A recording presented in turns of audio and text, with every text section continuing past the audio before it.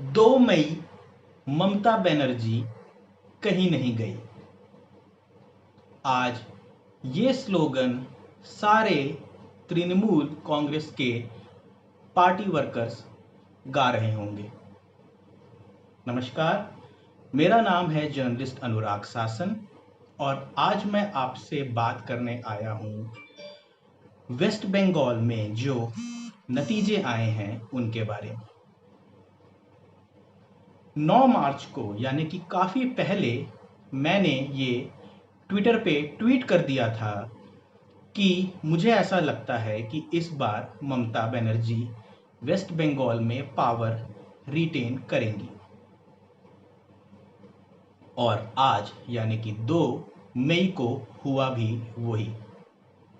अगर आप लोग मुझे फॉलो कर रहे हैं तो आपको ये भी पता होगा कि मैंने यूएस प्रेसिडेंशियल इलेक्शंस के समय भी ये ट्वीट किया था कि इस बार ट्रंप हारेंगे और जो बाइडेन जीतेंगे। और उस समय भी ऐसा ही हुआ। जितनी मेरी जर्नलिज्म की अभी तक की नॉलेज है, जो मैंने वेरियस मीडिया ऑर्गेनाइजेशंस में काम किया है, जो मैं समझता हूँ, जो मैं लोगों से बात करता हूँ डे टू डे, उसके बेसिस पे जो मुझे समझ में आता है उसकी बेसिस पे मैं ये 2 प्रेडिक्शंस मैंने किए और दोनों के दोनों सही हुए। बहरहाल अब उनसे आगे बढ़ते हैं और डायरेक्टली वेस्ट बंगाल इलेक्शंस के बारे में बात करते हैं। कौन पार्टी जीती, कौन हारी, कितने टिकट्स, कितनी वोट्स आई, कितने वोट्स के मार्जिन से कौन जीता, वो सब तो आप गूगल पे भी देख सकते हैं। मेन चीज़ जो 2 मुद्दे हैं, 2 टॉपिक हैं जिन पे हमें बात करनी चाहिए, वो ये कि बीजेपी वेस्ट बंगाल में क्यों हारी, पहला। दूसरा कि आगे इसका इम्पैक्ट फ्यूचर में सैफरॉन पार्टी पे क्या होगा। देखिए, बीजेपी के वेस्ट बंगाल में हारने की पहला रीज़न मेरे हिसाब से ये है कि उन्होंने वहाँ पे कोई president chief ministerial candidate announce नहीं किया। अब आप मुझसे कहेंगे कि बीजेपी तो कभी अनाउंस नहीं करती है, तो इसमें नया क्या है? वेल, ऐसा नहीं है।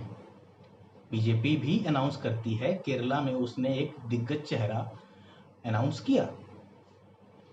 तो बीजेपी का वेस्ट बंगाल में चीफ मिनिस्टीरियल कैंडिडेट अनाउंस ना करना एक वजह हो सकती है पार्टी के हारने की।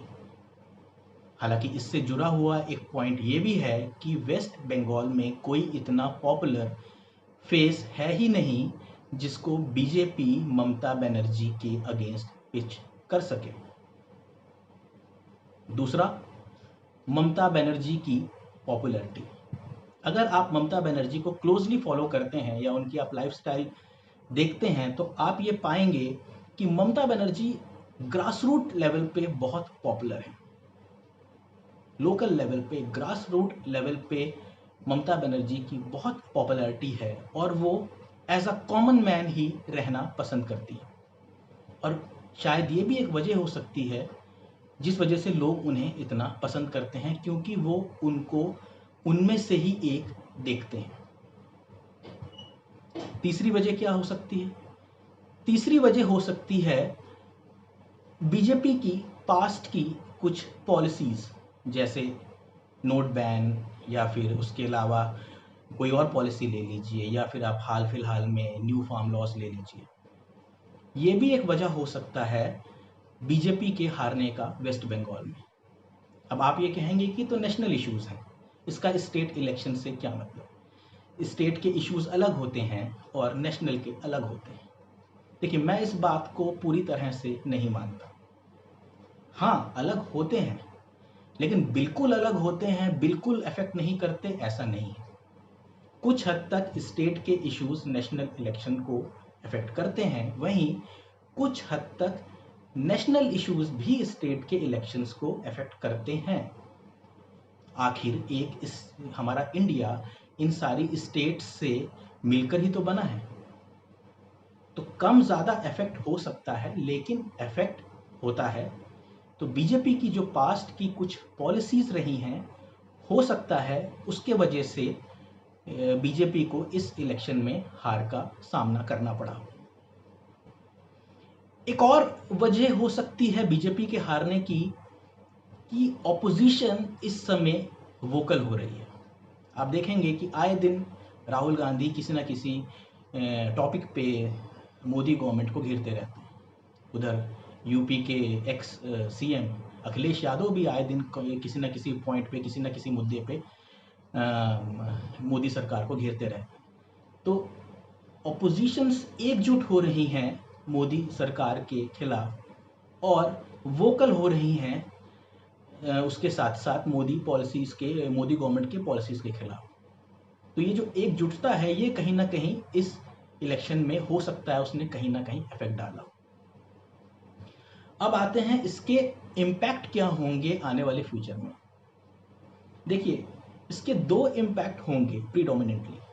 पहला कि जो नियर फ्यूचर में स्टेट में इलेक्शंस हैं, आने वाली जो साल है इसमें जो कुछ स्टेट्स में इलेक्शंस हैं, उनमें वेस्ट बंगाल के इलेक्शन का कहीं ना कहीं थोड़ा बहुत ही सही इफेक्ट तो पड़ेगा। दूसरा, ये एक क्वेश्चन मार्क उठाता है मोदी गवर्नमेंट की, मोदी जी की पॉपुलैरिटी को लेकर। अगर मैं गलत नहीं हूं तो वेस्ट बंगाल में मोदी जी ने 21 रैलीज की हैं। तो कहीं ना कहीं डायरेक्टली या इनडायरेक्टली ये प्रश्न चिन्ह उठाता है कि क्या मोदी जी अभी भी उतने पॉपुलर हैं जितने वो पॉपुलर पहले हुआ करते थे। अगर हैं तो फिर बीजेपी हारी कैसे, क्योंकि हर जगह मोदी जी ने रैली की है वेस्ट बंगाल में। अब आते हैं इस वीडियो के लास्ट पार्ट में। एक चीज आपने नोटिस की होगी कि आप कितने भी स्टार कैंपेनर्स बुला लो, फर्क नहीं पड़ता। कितने भी चीफ मिनिस्टर कितने भी स्टेट्स के आ जाएं कैंपेन करने, उससे फर्क नहीं पड़ता। कितने भी स्टार्स आ जाएं, कितने भी फेमस चेहरे आ जाएं, जनता उसे ही वोट करती है जिसे वो वोट करना चाहती है। हाँ, मासेस को इकट्ठा करने के लिए, रैली बढ़ाने के लिए, दिखाने के लिए, एंटरटेनमेंट के लिए हो सकता है लोग आ जाते हों, लेकिन घर जाके वो वोट उसी को करते हैं जिसको वो वोट करना चाहते हैं।